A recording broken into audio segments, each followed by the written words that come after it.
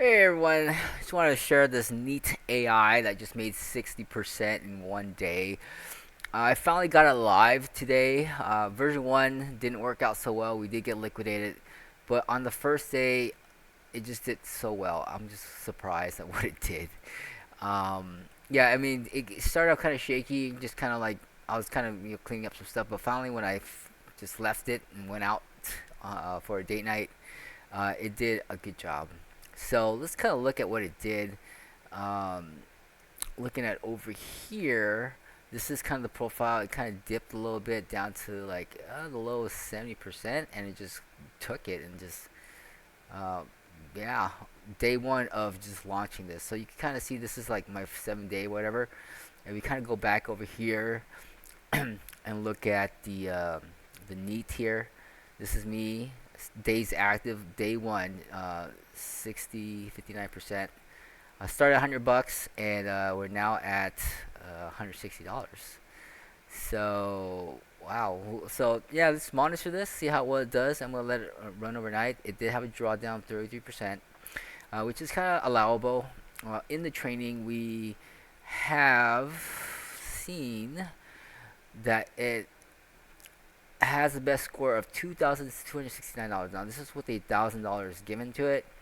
I don't know if it's trained for like maybe more than 3 days or one day's worth, but that's the best.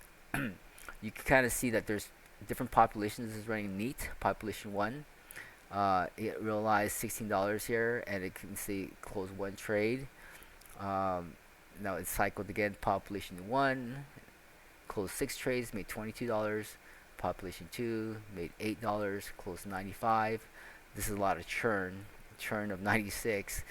The fees used, how much drawdown it had, how much leverage it's using. This one made $53, leverage 49, one trade. Okay. Um, I don't know if it has other ones, but I think it adjusts the balance. So if I have $100, it'll kind of repopulate with 100 bucks. So this might be a little skewed here when I give it $1,000. Okay. So yeah. Um, let's see what it did. Let's kind of analyze the trades here. It is still back in. It really trades really aggressively. It is back in again as soon as we close that one with another long.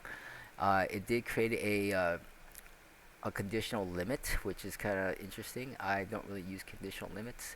So what's gonna happen is that it's gonna trigger down, and then it's gonna basically take a loss and it goes back up, I guess. So that we don't take a market stop instead of we're gonna take a limit. So I guess there's less fees maybe. That's my stop loss. It's kind of tight. I don't know why I created that, or it could be, and I think that's a reduced order too. So there's a bunch of reduced orders. It's untriggered. Closed P&L, order history. Yeah, these are all reduced only short orders. So it's kind of strange. And it just marketed in that one right there. That got filled. So most likely it'll just try to close it if it drops below it, I guess. Kind of weird. So we'll see how that goes. All right. So what it did was it filled order history wise closed. Let's look over here. Maybe we get a better way of understanding what happened. Trade history. All right. So it basically took profit there, and it bought up all this between 700K, 60K. So it just kind of went up, and then I went up to $400. It just bought up that, and I guess it just kept DCAing in, even though it did well. So it added to its position, and then finally took profit at 709. So because it did well, it just kept adding to its size.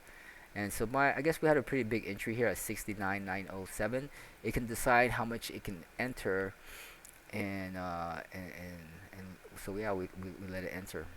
Okay. Um, Looking over here is the trading right now. This is the actual live trader. It'll show its status, so you can see what it's thinking. Um, Dry run. Nope. Yeah, it's just live. There's some processes running. Let's see if we can see anything useful here. The action now is to add to this position. allow it true. There's intents of 4. 6 actions. We have a position size 2.02. Mark price is 7.1. So it looks like we're gonna add some more to it. And hopefully, if I wake up, if it can double, I think we're onto something.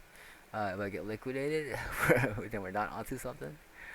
And I think it has some orders here that it can fill. So it can also know what is in the position. It knows its leverage. It knows its current position. It knows where it's the direction it's going, and then it'll also place some orders ahead of time to take profit. All right, so let's kind of watch it now. So now we're in a loss. Let's see if it triggers and closes out this position, and then maybe a small loss here. I don't know why it spams the limit orders, but it does what it does. Uh, and it can cancel all the orders. It can set the leverage. It's been setting leverage pretty high at 49x. It's really strange.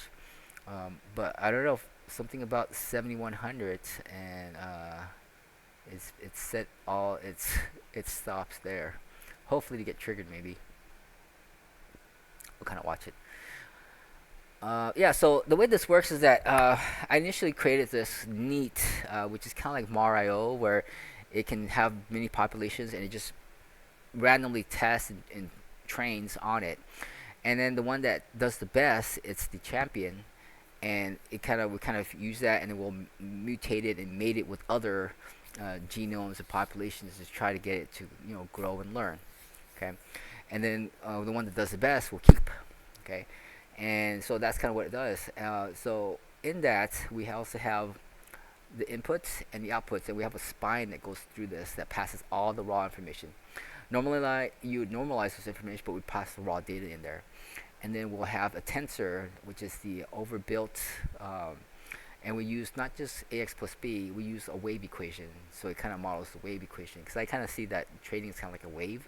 There's dampening, there's all kinds of stuff, so it's a complex wave equation with arithmetic of adding, subtracting, multiplying, dividing, and power. And then there's also a normalization tensor that goes into that too, so it kind of pipes it through. And then there's 10 different other features that are in there for volume, and I don't know. It was all built with AI too. It's like ChatGPT helped with this. And then also there's another thing that kind of does the if-else statements, and there's like also there's a transformer. So if the Fed does something, President does something, it pulls that coin market data, creates a vector on sentiment, and then feeds that into it too. And on top of that, once it learns from its mistake, it'll kind of feed back in, and then it'll kind of learn what it did, and then make some understanding on it, and then it'll trigger some orders, and it just places it on there, and then we just kind of watch it do its thing. Okay, so it does take some loss, but I think it'll take reasonable losses if it's not going in favor. So it looks like it just, boom, that's weird. It did, oh, so now it closed it, and now it shorted it. Okay, so now we have some conditional stops now. It's kind of weird. So now we are shorting this at 0.04. We'll see if it gets triggered in. So we got triggered. So we're taking some losses now. It's trying to get in, but it's just a little too volatile. So there you go. Took 20-cent loss, 26-cent loss. It's maybe trying to figure something out. So it's really interesting to watch. I'm just gonna maybe let it run and maybe live stream this and see, and kind of watch it overnight, see what it does. So I'm kind of curious of what it's doing. So if you want to follow that, link is description below. Check out my channel, and I will post the link to watch this live. Okay. All right. Thanks. Talk to you then.